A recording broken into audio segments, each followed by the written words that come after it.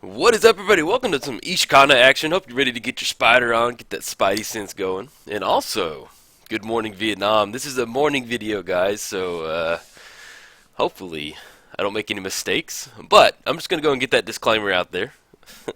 I made my tea and then I put my headsets on, so that's what we got going on. As far as the opening hand goes, yeah, I'm going to go and mulligan. We're not really getting into Birds of Paradise pretty quick.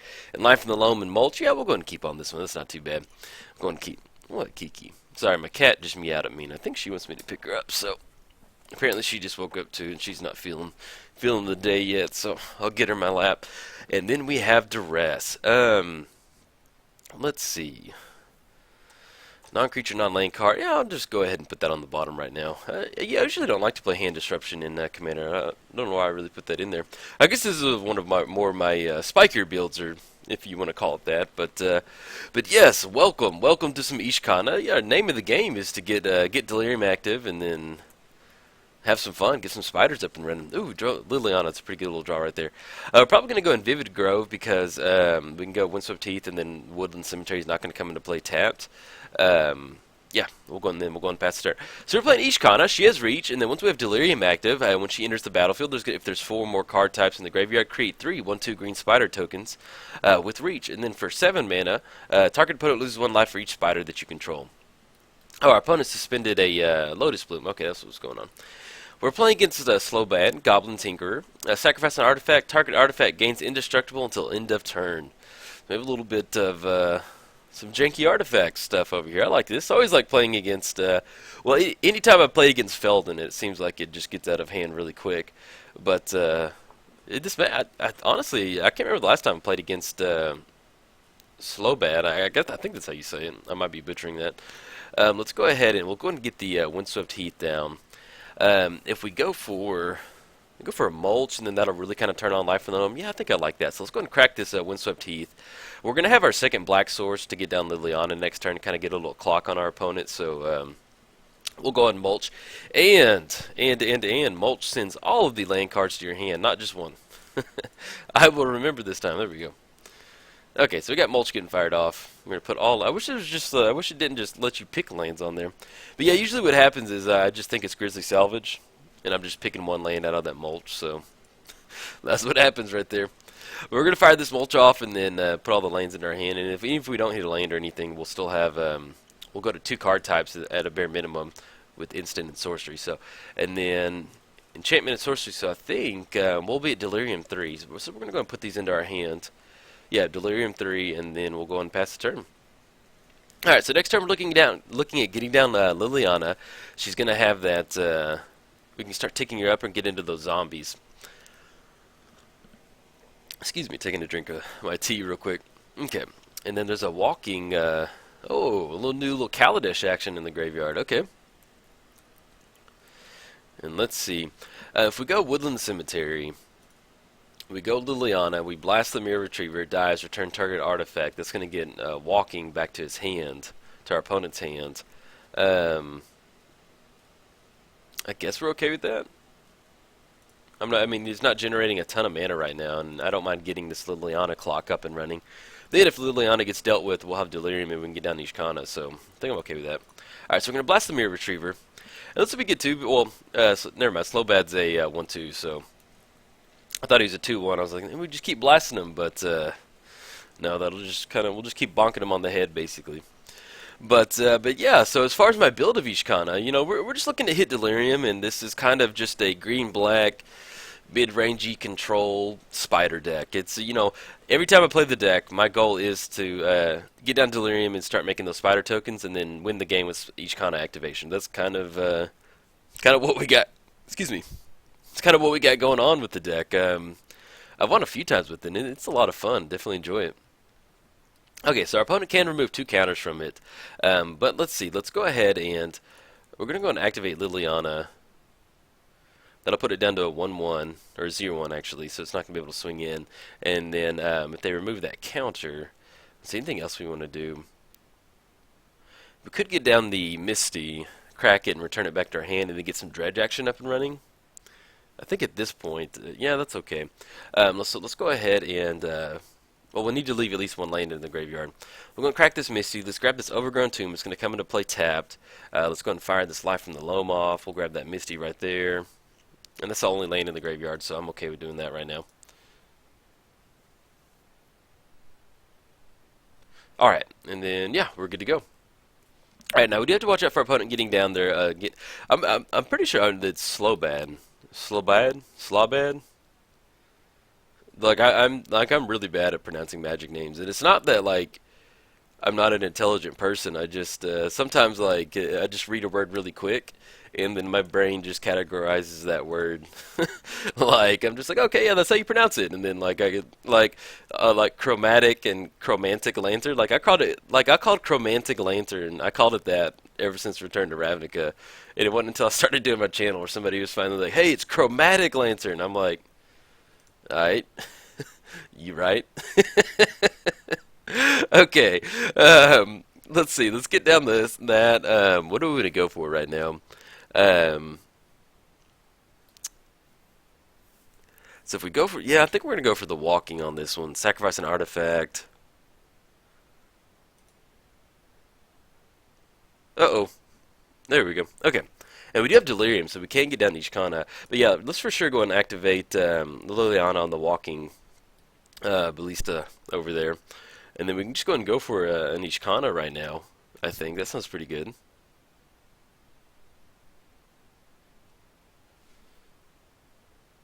Because we're getting close to that, and then if we get down the Grafwidow, we'll have Delirium active with 4, and then that'll be a nice little reach spider token for that junk diver over there. Get out of here, junk diver.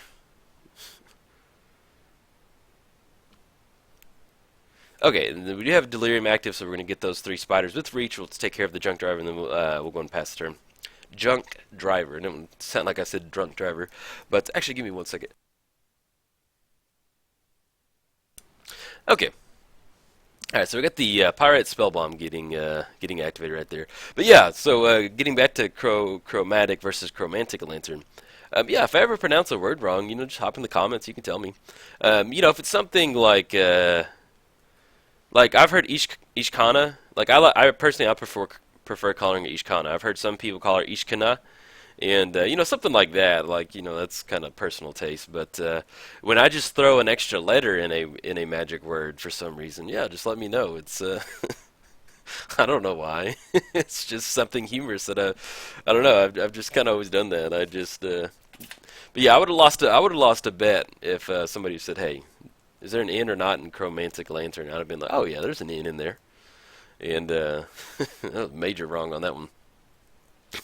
Not that I was going to take a bet on it or anything. Okay, let's go and get Liliana activated on the walking over there. And so we're going to be at 7, which will be just enough to go for the ultimate next turn. We get those zombies up and running, which is, yes, I love zombies. And this is what makes Liliana so good, at least in a commander setting, is pretty easy to apply some pretty quick pressure with her. Okay, so I think we're okay from swinging in right now. I think we're just going to go and go for a Sky Shroud claim. We'll grab a few more forests. Our opponent could sacrifice something for Slobad to kind of keep the walking ballista over there, but yeah, it is what it is. Let's go and grab the forest, and we'll grab another forest. So those are going to come into play, and we only have 1 land in the graveyard. Well, we can crack a Misty and get it back to our hand with the Life from the Loam. Yeah, let's go and do that. We'll go and sack this. We're going to go grab another forest. I need to make sure we're okay on time, too. We're only about 20 seconds behind from our opponent. So we're going to crack this Misty, grab a forest, and then we'll fire off this Life from the Loam, grabbing that Misty, and then leaving up black mana with that Bayou. And then we'll be in a good spot. Okay, all right, and then we'll go and pass the turn. We're finally getting into a spot... yeah, I'm just going to go and hold off right now. I'm okay with not swinging in. We're looking at 1, 2, 3, 4, 5, 6, 7, 8. All right, so we're finally at a spot to where we can start activating Ishkanah.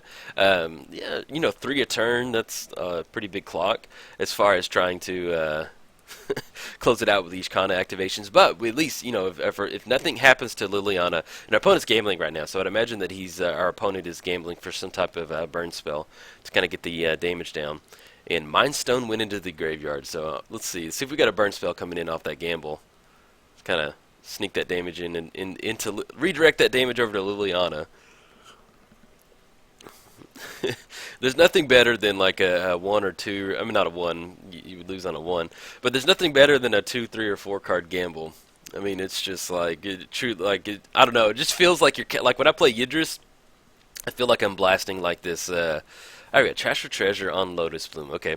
Whenever I play Yidris, I really do feel like I'm like blasting this like huge like spell bomb or whatever, and so you know, firing a gamble off with less than four cards in your hand, it always feels pretty risky, like you're about to jump off a ledge or something in like Dungeons and Dragons. I don't know. So I've always enjoyed it. Do we want to dredge? No, I think we're okay on dredging right now. Burnished Heart. We are way okay mana right now. Let's get the zombies up and running. Liliana, the last hope. You are our last hope. Let's get the zombies going. Okay. Now, if we go for Damnation, it's going to blow Ishkanah. Our opponent can sacrifice the Lotus Bloom to give like Foundry Inspector indestructible, and then our opponent can just cast it next turn. So right now, probably not feeling it. But if we're going for Ishkanah activation, let's go and get that down. We're looking at 1, 2, 3, 4, 5, 6, 7. We'll have just enough to activate her once, and that's going to be 3 per turn. I think if we get down Burnished Heart, we can start activating it twice, and we can go for yeah, I think I like that. Let's get down Burnished. If we're going to go Beat Sticks, I'll go and get down Vengeful Pharaoh if he ends up in the graveyard somehow. Because honestly, activating Ishkanah for 3 right now just doesn't really sound that enticing. Okay, so we've got the Vengeful Pharaoh down. We have the Liliana trigger. Yes, yes, yes. Come on, give us those. Ooh. Oh, man. Look at those zombies. Beautiful. Yeah, if you're not familiar, her ultimate is at the beginning of your end step, create X 2/2 black zombie creature tokens, where X is... Sorry, we're not going to dredge right now. Death Threat Shaman grappled the past. Read the bones. Okay, nothing with 1. Where X is 2 plus the number of zombies you control. So, yeah. The last hope, she's coming in strong for us, getting this up and running. And our opponent's dumping his hand right now, and I don't know. This is one of those moments in the game where, like, they didn't really play that aggressive, and then it seemed like they were that scared of a Liliana ultimate. So, I don't know. I'm a little worried that we might just lose the game right now, but we'll see. We have a Liliana ultimate. Yeah, that's always fun, man. Like, truly, like, I like zombies. Zombies, like, if I had to be assigned, like, the leader of one tribe, it would definitely be the zombies. And so, to have Liliana's ultimate out there, a bunch of zombies, that is A-okay in my book. Okay, we got a little... Man, we're just drawing the mana right now. Let's go and get down Misty. 1, 2, 3, 4, 5, 6, 7, 8, 9. Let's go ahead and... Yeah, man. We just get those zombies coming in. Let's see. Let's go ahead and swing in with Vengeful Pharaoh. And we'll go and send those zombies in, and we'll leave up Ishkanah activation. And then, yes, yes, yes. Come on. Come in hot, guys. Okay. Swinging in hot with the zombies. Yeah, I mean, well, this is like turn 8, turn 9, turn 10 in Commander. And by then, you know, somebody should be doing something kind of busted. So our opponent said the game was... what did he say? It was a bit anticlimactic, which it is. It's kind of just like, all right. No, not very swingy in a way. And that's something that I always try and deliver a good video for you, is I always try and make sure that I can give you a good video. So I always want to do something entertaining, or if my opponent's doing something entertaining, that's exactly what we want to do. So let's get down Swamp, let's get down Forest, let's put the Swamp onto the battlefield, Forest goes into our hand, and then... we're going to get a few more zombies. Yes, indeed. And then we can actually activate the Burner's Heart if we want to next turn. Because we have plenty of zombies to come in, and that'll get us into a spot to where... Excuse me. I don't know why I've got like the little hiccups this morning. It'll get into spots where if we activate... I think we've got like 1 or 2 more basics in our library after that Cultivate. I think it's just 1 more. For up to 2 basics. And so once we get down Burnished Heart... we can grab them. We're looking at, that's what I'm trying to say. I'm trying to see if we have enough for a double Ishkanah activation. And I don't want to have 6, because I think we've got 1, 2, 3, 4, 5. Well, actually, I think we don't have enough sources to activate Ishkanah with the Misty and the Catacombs out there. We've just been, like, straight ripping gas on, like, lands and, like, Cultivate and Burnished Heart and stuff like that. So it is very lucky that we, oh, I'll take this Wheel of Fortune. Yes, I'll take that. As long as we don't lose right now. And we don't want to dredge right now. Nope. Parallel Lives, Sylvan Tutor, Guruk Apex Predator. Oh, yes. It's very nice. It's so nice to see something that's not mana ramp. But yeah. So we like to just rip all the lands and we rip mulch, cultivate, and burnish heart, and we're just here to have some fun, man. And I think we have nothing at instant speed, and I'll just go ahead and let our opponent do his thing, just going to F6. But Paradox Engine, man, talk about a commander card right there. Whenever you cast a spell, untap all non-land permanents you control. That's you can see in a deck like this is pretty solid. And you know, people always talk about, oh, it's going to get banned in Commander. You know, not necessarily talking about Paradox Engine, but just in general, like. You know, whenever a new card is, you know, when you see it specifically, oh, like the Wizards made that for Commander, they're sitting there just kind of like, oh, that's going to get banned, but I don't know. Paradox Engine is a pretty strong card right there, so only time will tell on that one. So we got a salvaging station right there. Once again, I do apologize. This is early in the morning, so I haven't even finished my tea yet. Okay, so with that one, it is Helm of Awakening. We've got that one down. Our opponent's generating a ton of mana right now, and I wonder if we're about to lose. With that Salvaging Station, return target non-artifact card with converted mana 1 or less to your battlefield. And there's just Pyrite Spellbomb. And then see, do they have red mana? Yeah, they have red. Duretti gets brought in.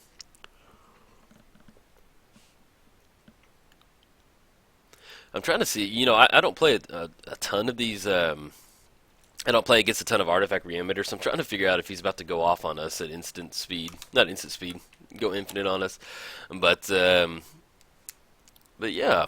So, let's see. So we've got Memory Jar coming back, yeah, and our opponent's at 36 mana, so it's one of those beautiful times in Magic where we're going to sit back and let our opponent do their thing. I'll go and close the graveyard out. But yeah, I'm trying to think of something to talk about. It's a little early in the morning, but I can talk about some channel stuff. So yeah, I'm trying to get better about having a nice release schedule for you.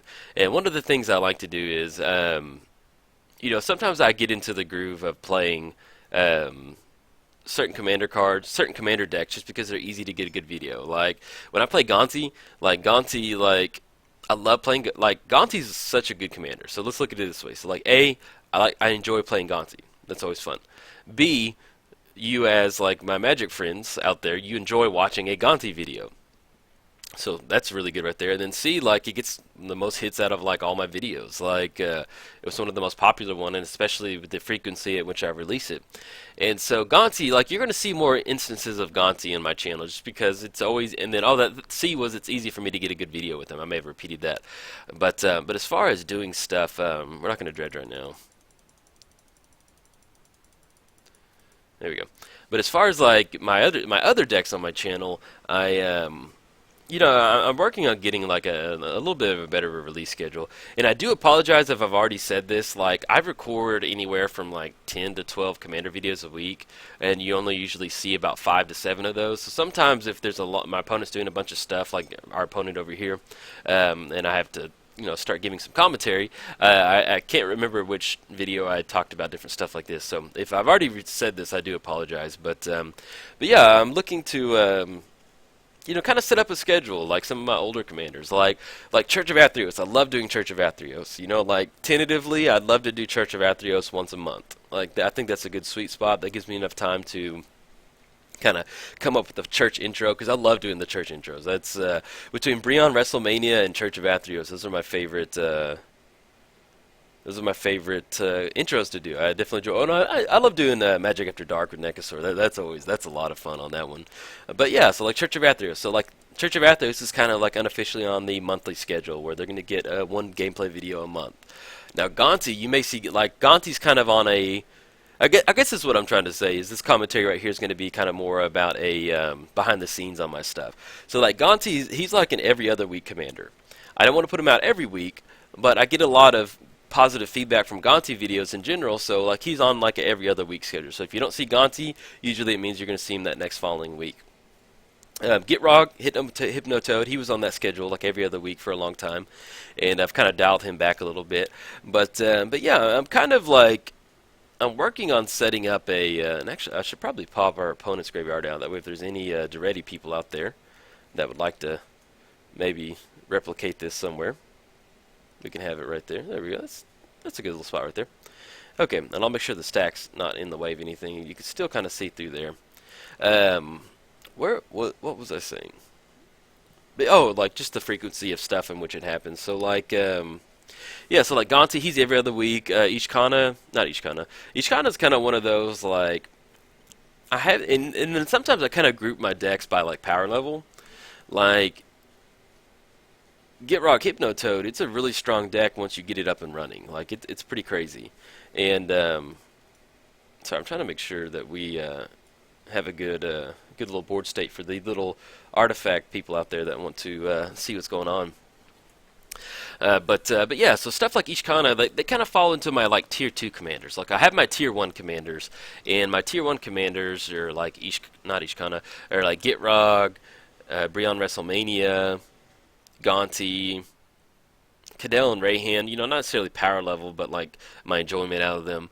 But yeah, so I have like tier 1 and tier 2 decks, and like my tier 1 decks are decks that I know I can always get a good video out of. Like let's say that I'm going to record for the week. Like usually, ideally, when I sit down to record, I like to record for about 2 hours, like on a Saturday or a Sunday, because you can usually get about 3 good videos out of 2 hours. If I'm running hot, I can maybe even knock a week out in 2 hours. It just kind of depends on the opponents and the different stuff that I'm playing against.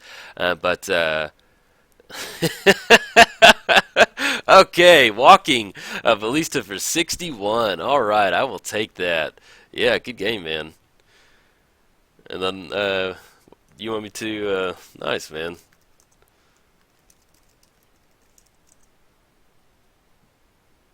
Yeah, I was seeing if our opponent wants us to scoop. If he didn't say anything, I'll just let him put the triggers on the stack. Okay, yeah, because I kind of want to finish my, he's got to put 37 on there. I'll kind of finish what I'm saying. But, yeah, if he's not going to respond. So we're getting walking ballisted out right now. Zombies, who cares about zombies? We're going to go off on you. But yeah, so I have good game, man. Yeah, I'll go and scoop so that way he doesn't do that. But yeah, I'll go and finish what I was. Yeah, good game, buddy. It's always fun seeing a deck go off like that. And this is one of the things why I enjoy doing my channel is I like preserving gameplay videos like this. For that way, if somebody wants to see Slobad go off with the new Walking Ballista in there, you can go off for it.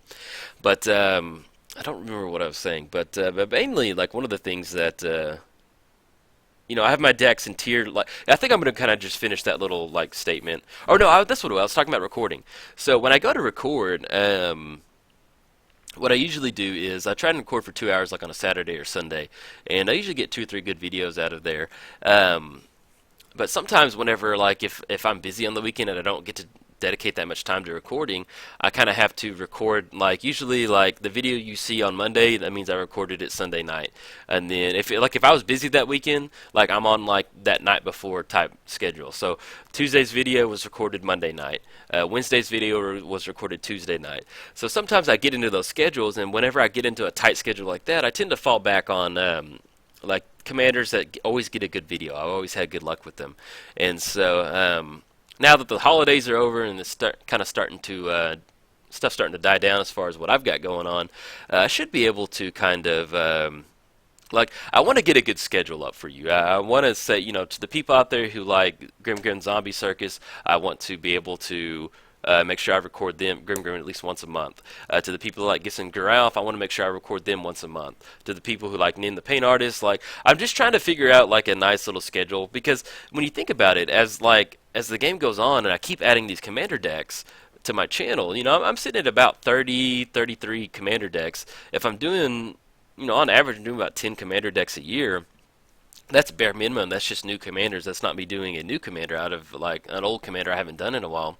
So, you know, each year I'm going to be adding at least probably about 15 commanders. So, you know, you're going from 30 to 45 to 60. So it's kind of one of those where I'm like, as I'm growing my channel, I'm trying to figure out a good release schedule for some of the old commanders. And if there is an old commander that you like, you don't have to be persistent about it, but just hop in the comments randomly, like, hey man, it'd be good to see Commander blank. I haven't seen them in a while. And usually whenever a comment like that gets left, I usually put them on the recording schedule for that week. So, you know, I can't make any promises, but yeah, if there's a commander that you haven't seen in a few weeks, just kind of just drop a little, you know, don't, like, hey, where's blah, blah, blah? Hey, where's blah, blah? Don't leave like a consistent, like a little hounding comments. Not that you would do that, but yeah, just kind of drop it in there. Just leave me a little note saying, hey man, I'd love to see some Gis and Giraffe. I haven't seen them in a while. So, and then that's usually just enough to get them added to the recording schedule. But I think that's enough babbling right there. So I'll go and let you all go about your day. So, all right, guys, if you enjoyed it, like and subscribe. Thanks, guys.